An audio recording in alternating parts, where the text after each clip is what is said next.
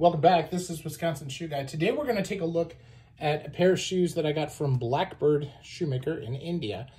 And this is a seamless hole cut, my first pair of seamless hole cuts.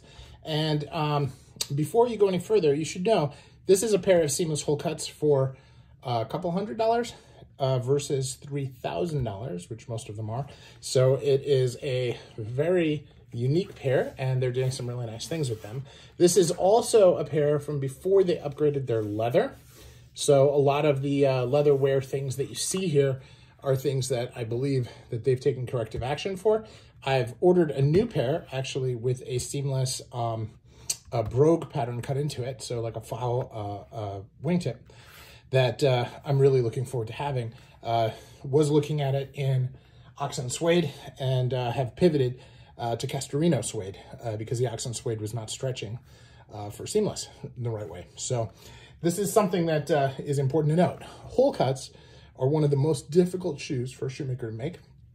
And seamless hole cuts, because they have to last it without any cuts at all in the leather, rip a lot. And when they rip, it's no longer a seamless hole cut. So there's a lot of waste in there, and they have to use the right leather that stretches the right way. Otherwise, it simply doesn't work. So this is a great example of an entry-level pair of this, and they have this in a variety of colors. And you can see the stitch density on this is good. Now, this is hand-stitched, so kind of a cool thing that they do. They do a blind stitch on here. They have a little bit of a fiddleback. It is hand-welted, which for under $200 is good by itself. And I think the seamless are actually about $250, as I recall. I'll put it in the comments so that there's an actual number there for you. But it's, you know, it's a very well put together shoe. Now, it's not perfect. There are a number of things on this that I would prefer that were different. I would prefer that the heels were trimmed a little bit more, so more like a pitched heel. I would prefer that not 360 welt on a hole cut seems really weird.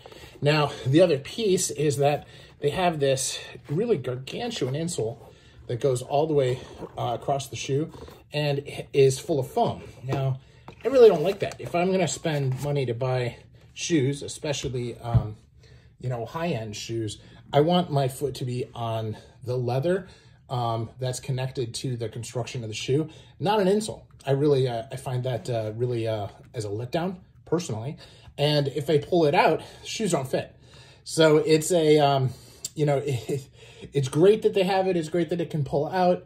For some people, you know, it's really necessary because they have very, very soft feet and they need it. And I'll give you an example. Gaziano and Gerling had a discussion recently on bespoke shoes that they made for King Charles. And they said they needed to put an insole in there in order to make it so that it was more like wearing athletic shoes, so that he could tolerate being on his feet all day. Now, you know, he's not a young man, and, you know, he's also got his feet are different than my feet. And so that's something that's good for him. It's good that shoemakers can do it, but I don't like that shoemakers tend to design their shoes around that insole depth, and so they don't fit without it. That, to me, is a bit of a letdown. Now, aside from that, you know, this leather is not wearing especially well, and so that's something that I believe they corrected.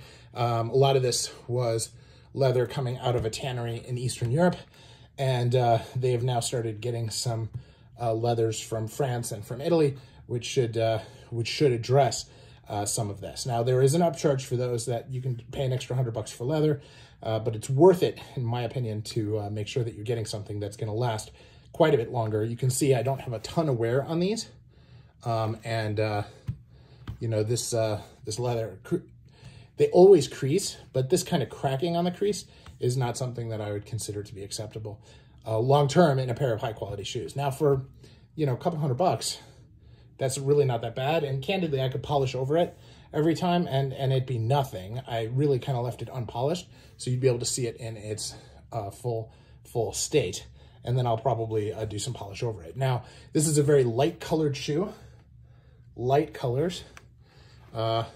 It's really, really hard to polish them and keep them light. So that's the other aspect of that, is if you want to keep them light, you have to know that you're not putting a lot of pigmented polish on them. So another piece there to kind of keep in mind. So Overall, I would say my experience with Blkbrd has been very positive. I think that they make fine shoes. They are certainly comfortable. I don't like the insole thing, but that's a me thing, not a them thing. And you know, the stitch density, the fact that it's 360, all of those things are things that you know, are my choice. And you know, the fact that they are hand stitched, the fudging on it is, let me get a close up there. Fudging is kind of it's not like really fancy fudging, but at this price point, I don't really expect it either. So I'm just happy that they spent some time doing some decorative things on the welt. So this is Wisconsin Shoe Guy. I'm out. Let me know your thoughts in the comments below.